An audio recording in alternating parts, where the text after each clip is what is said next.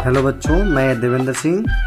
आज हम लोग पढ़ने वाले हैं क्लास 12 सब्जेक्ट केमिस्ट्री। चैप्टर हम लोग का है hello alkene and hello arene. ये हम लोग का लेक्चर नंबर 13 है।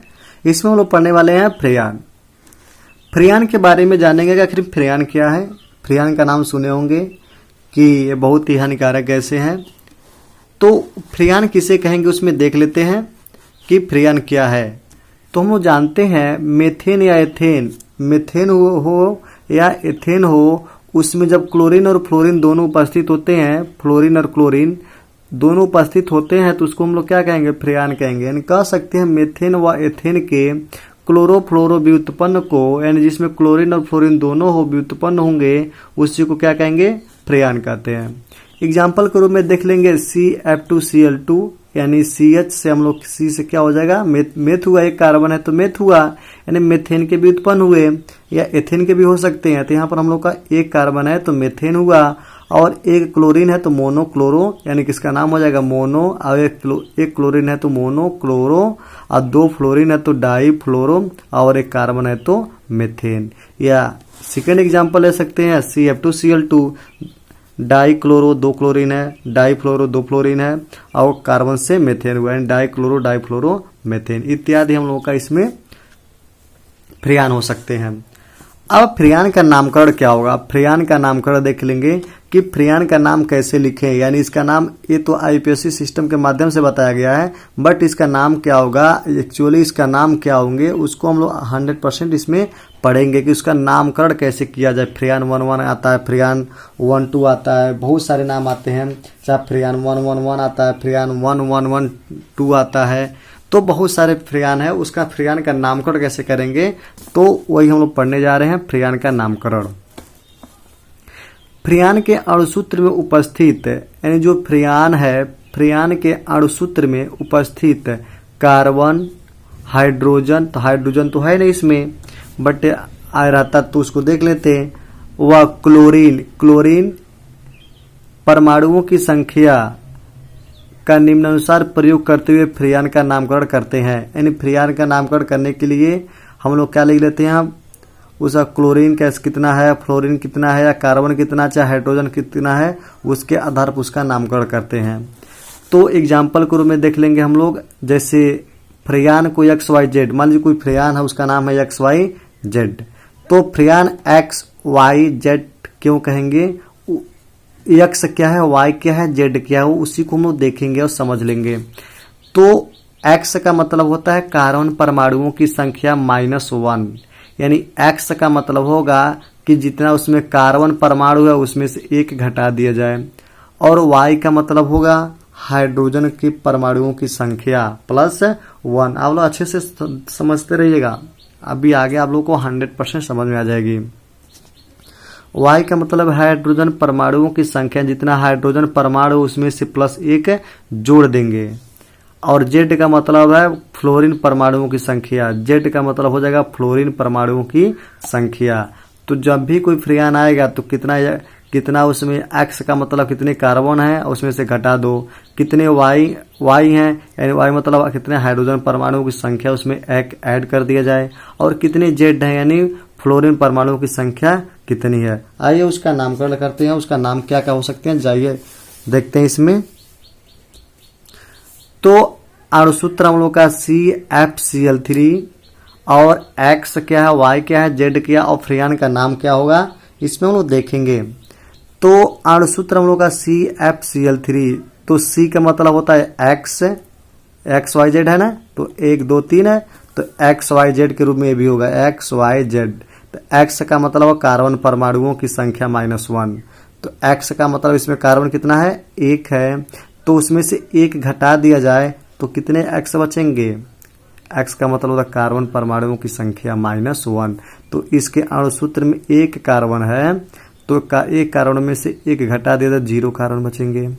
Y का मतलब होता है हाइड्रोजन परमाणुओं की संख्या +1, तो इसमें हाइड्रोजन परमाणुओं की संख्या 1 भी नहीं है, और 1 भी नहीं है तो हाइड्रोजन परमाणु की संख्या +0 हो जाएगी, यानी हाइड्रोजन परमाणु की संख्या 0 + 1 यानी 1 बचेगा, तो Y का मतलब 1 हो जाएगा। क्योंकि हाइड्रोजन एक भी नहीं है, फिर भी यहाँ पर +1 ऐड कर रहे हैं, तो 0 + 1 = 1, तो 1 लिख देंगे। और जेड होता है फ्लोरीन परमाणुओं की संख्या। इसमें फ्लोरीन कितना है, एक फ्लोरीन है, तो एक्स का मतलब 0, वाई का मतलब 1 और जेड का मतलब आ गया हम लोग का फ्लोरीन परमाणु की संख्या मतलब 1। तो फ्रियान का नाम हो जाएगा फ्रियान 1 1, 0 हो गया और हम लोग को 1 और 1 यानी फ्रियान 1 आ जाएगा इसका नाम।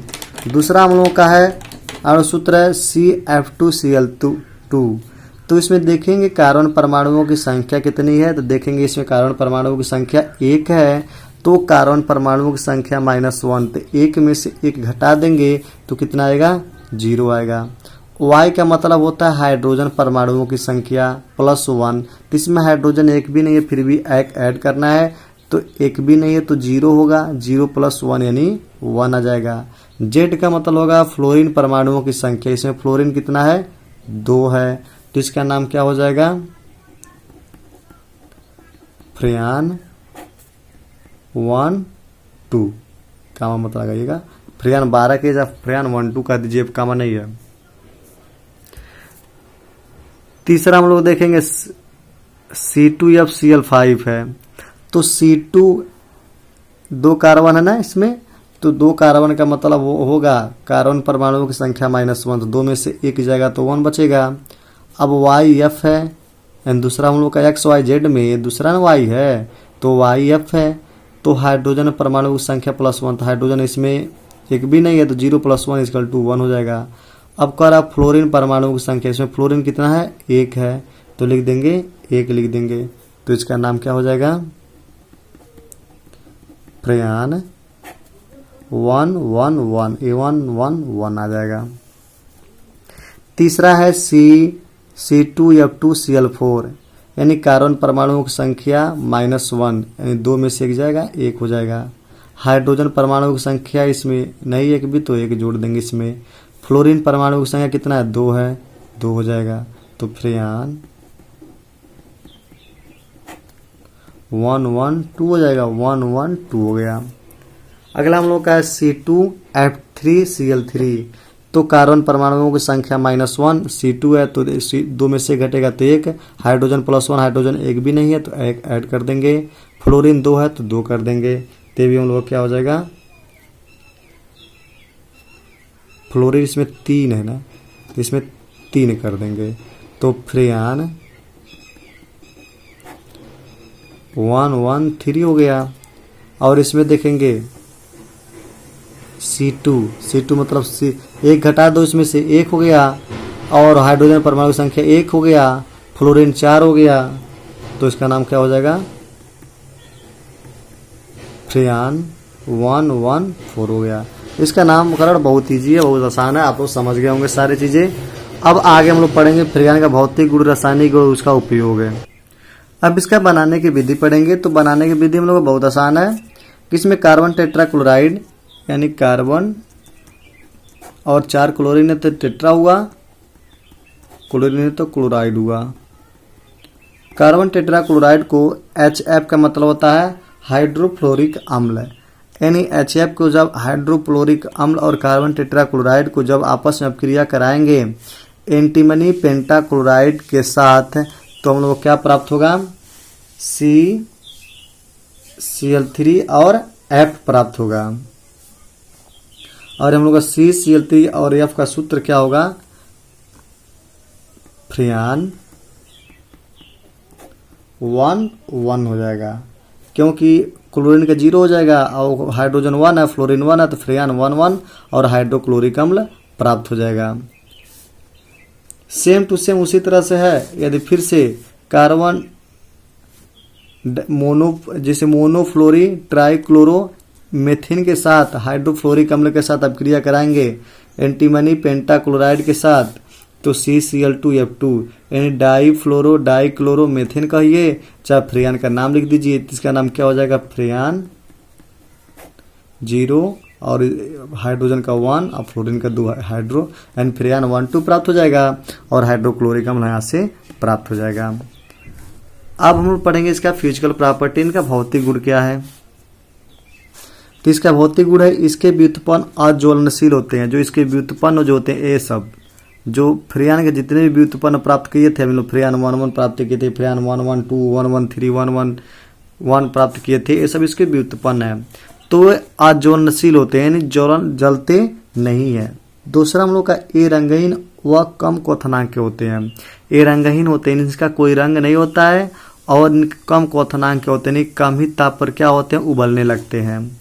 ये अविषैले होते हैं, ये शरीर पर कोई हानिकारक नहीं प्रभावित करते हैं, इससे खाने से कोई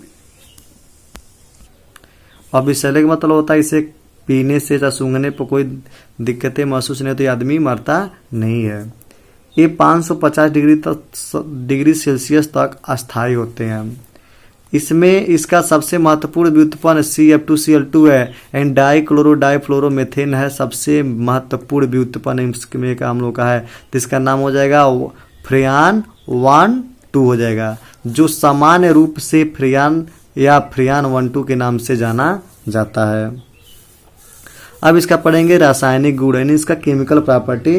तो आप लोग घबराने की आवश्यकता नहीं है, एनसीईआरटी पैटर्न में केमिकल प्रॉपर्टी नहीं दिया है, फिर भी हम केमिकल प्रॉपर्टी आप लोग को बता दे रहे हैं कि केमिकल प्रॉपर्टी इसका क्या होगा, रासायनिक गुण क्या होगा। तो जानते हैं कि कार्बन को CF2Cl2 एंड डाइक्लोरोडाइफ्लोरोमेथेन को मेथेन में जब परावैगनिक किरणें गुजरती है तो यह क्लोरीन गैस और CF2Cl गैस बनाती हैं। इसका नाम क्या हो जाएगा, फ्रियान 1 2। फ्रियान 1 2 बनाती है, और हम लोग का फ्रियान कितना है, इसका नाम फ्रियान 1 2। ये भी हम लोग का क्या, फ्रियान 1 2 है, और ये भी हम लोग का फ्रियान 1 2 है। ये हम लोग का मुक्त मूलक है। जब इस मुक्त मूलक को, जब क्लोरीन को, मुक्त मूलक है, मुक्त मूलक को ऐसे दर्शाते हैं, इसको हम लोग मुक्त मूलक कहेंगे। जब मुक्त मूलक को ओजोन के साथ अभिक्रिया कराते हैं, जब ये ओजोन के साथ अभिक्रिया करती है, ये मुक्त मूलक है, जब ओजोन के साथ अभिक्रिया करती है तो ClO यानी ClO का मतलब होता है क्लोरीन मोनोऑक्साइड का मुक्त मूलक बनाएगा और ऑक्सीजन गैस बनाता है। फिर से यह हम लोगों का क्लोरीन, जो हम लोग का क्लोरीन मोनोऑक्साइड है, एक क्लोरीन मोनोऑक्साइड मुक्त मूलक जो हम लोग का है, इसको हटा दीजिए। मुक्त मूलक को जब ऑक्सीजन के साथ अभिक्रिया कराते हैं तो बनता है क्लोरीन का मुक्त मूलक और ऑक्सीजन गैस प्राप्त होता है। इसका केमिकल प्रॉपर्टी है, इसको हम लोग पढ़ते नहीं हैं और ना ही एनसीईआरटी पैटर्न में इसको पढ़ाया जाएगा, बट इसका उपयोग हम लोग देख लेते हैं। इसका उपयोग बहुत अच्छा है, इसके उपयोग को अच्छी तरह से पढ़ लीजिएगा, क्योंकि एनसीईआरटी पैटर्न के लिए बहुत इंपॉर्टेंट इसका उपयोग है। आता फ्रियान का क्या उपयोग है। फ्रियान का नाम सुने होंगे, क्लोरोफ्लोरोकार्बन, यही सब है, सब फ्रियान जो है यही क्लोरोफ्लोरोकार्बन के रूप में। उसका उपयोग क्या होता है उसको देखते हैं। इसका प्रयोग प्रतिशत के रूप में शीतलता प्राप्त करने के लिए किया जाता है, ठंडक प्राप्त करने के लिए किया जाता है। दूसरा है इसका उपयोग फोम में किया जाता है, 5M फोम जो होता है हम लोग का उसमें किया जाता है। तीसरा इसका उपयोग वायुयान रॉकेट में किया जाता है, यानी एरोसॉल प्रणोदक के रूप में इसमें किया जाता है। अब इसे पढ़ेंगे, इसके वातावरण पे प्रभाव क्या है, बहुत ही इंपॉर्टेंट है हम लोग का वातावरण पे प्रभाव। तो हम जानते हैं, आप लोग सुन लीजिए, इसको नोट कर लीजिएगा, सुन लीजिए अच्छी तरह से कि वातावरण पे प्रभाव क्या करते हैं। कि वातावरण में फ्रियान की अपघटन के फलस्वरूप ओजोन का परत का क्षय होता है। जो हम लोग का ओजोन परत है, जैसे वातावरण में अपघटन होगा इसका फ्रियान का, तो ओजोन जो परत हम लोग के ऊपर वायुमंडल में है, ओजोन परत का क्या हो रहा है, क्षय कर देता है।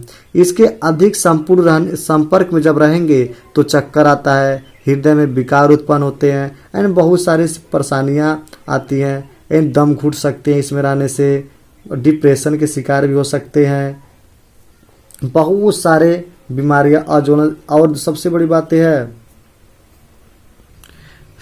है कि मान ये अज्वलनशील है, फिर भी इसका जब दहन होता है तो हाइड्रोफ्लोरिक अम्ल, फाजिन, बहुत सारी की तरह तरह खतरनाक है, गैसें निकलती हैं सब इसमें से। ये बहुत ही खतरनाक हम लोग का क्लोरोफ्लोरोकार्बन या फ्रियान कहिए।